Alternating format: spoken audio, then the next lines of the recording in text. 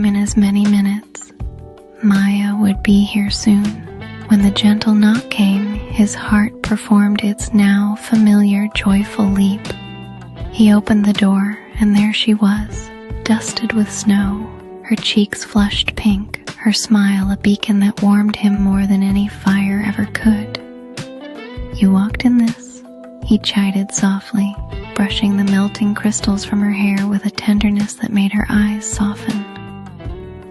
"I wanted to feel the cold," she said, stepping into his embrace, "so I could appreciate the warmth even more."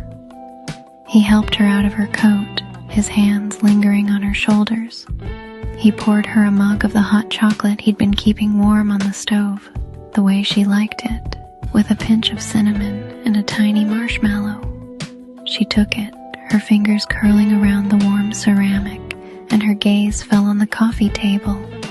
There, next to the flickering candle, was not a grand, wrapped gift, but a simple, leather-bound journal. "What quote is this?" she asked, her voice a whisper. "It quote S for us," Leo said, suddenly a little shy.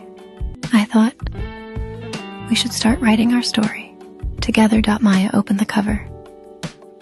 On the first page, in Leo's neat script, was today's date and a single sentence.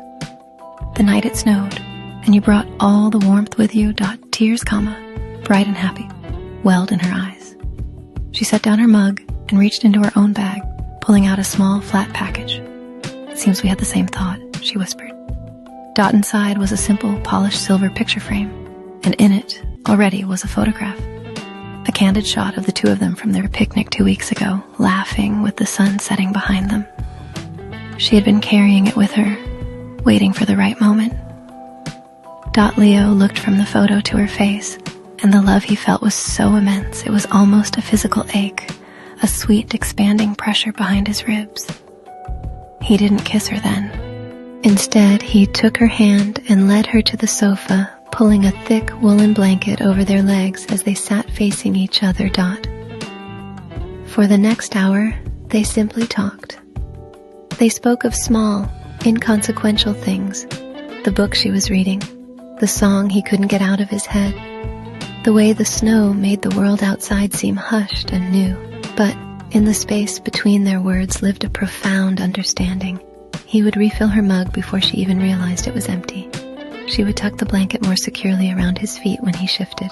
It was a quiet, effortless dance of care. Later, Leo picked up the journal and a pen. He wrote a few more lines about the evening, then handed it to Maya. She read his words, smiled,